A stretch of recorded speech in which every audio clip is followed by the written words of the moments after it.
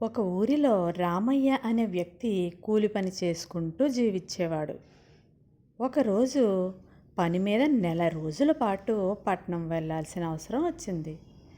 దాంతో తాను కూడబెట్టుకున్న 1000 రూపాయలను ఎక్కడ దాచాలో తెలియక కిరాణా వ్యాపారి కోటయ్య దగ్గరికి వెళ్ళి సలహా అడిగాడు.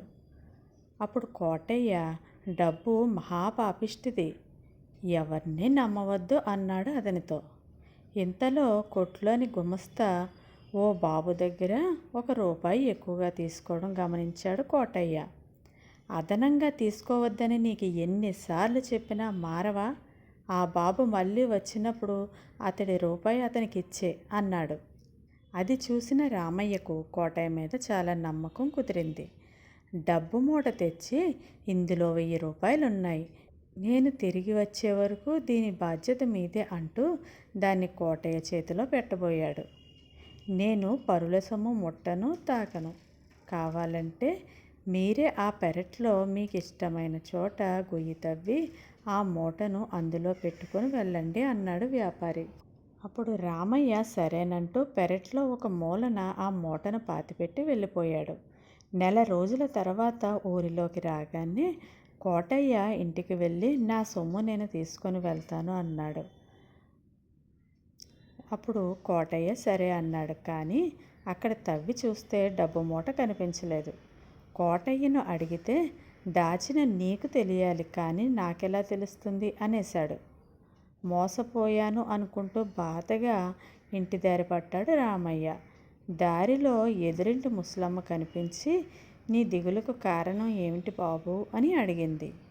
అప్పుడు రామయ్య జరిగిన విషయం అంతా పోసుకొచ్చినట్లు ఆ ముసలమ్మకి చెప్పాడు. నీ సొమ్మును కోటయ్యతో అనా పైసలతో సహా కక్కిస్తాను, నేను చెప్పినట్లు చెయ్యి అంటూ ఆ ముసలమ్మ అతని చెవిలో ఒక ఉపాయం చెప్పింది.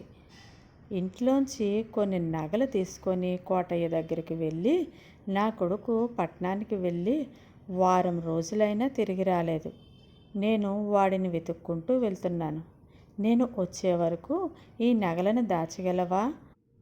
ఇంతలో రామయ్య వచ్చి, నేను పాతిపెట్టిన చోటు గురించి పొరపడ్డాను, అసలు చోటు జ్ఞాపకం వచ్చింది, అక్కడ తవ్వుకుంటాను అన్నాడు. అతడి డబ్బును నేనే స్వాహా చేసినట్లు లోపలున్న ముసలమ్మకు తెలిస్తే ఈ నగలను దాచకుండా వెళ్ళిపోతుంది అనుకుంటూ కంగారు పడ్డాడు కోటయ్య. వెంటనే నాకు అదే సందేహం వచ్చింది సుమా, మరో చోట తవ్వి చూసా, ఇదిగో నీ డబ్బు అంటూ అల్మారాలో దాచిన మూటను అతని చేతికి ఇచ్చేశాడు. పథకం ప్రకారం ముసలవ్వ బయటకు వచ్చి, రామయ్య వచ్చావా, నీకు పట్నంలో నా కొడుకేమైనా కనిపించాడా అని అడిగింది. కనిపించాడమ్మా, రేపు సాయంత్రానికల్లా ఇంటికి వస్తాడట అన్నాడు. అయితే నేను ఇక డబ్బు దాచవలసిన అవసరమే లేదు, ఊరు వెళ్ళవలసిన అవసరం అంతకన్నా లేదు అంటూ ఆ నగలను తీసుకొని వెళ్ళిపోయింది. కోటయ్య నోట మాట రాలేదు, అలా చూస్తూ ఉండిపోయాడు. అదర్రా పిల్లలు, ఉపాయం ఉంటే ఎంతటి అపాయాన్నైనా ఎదుర్కోవచ్చు.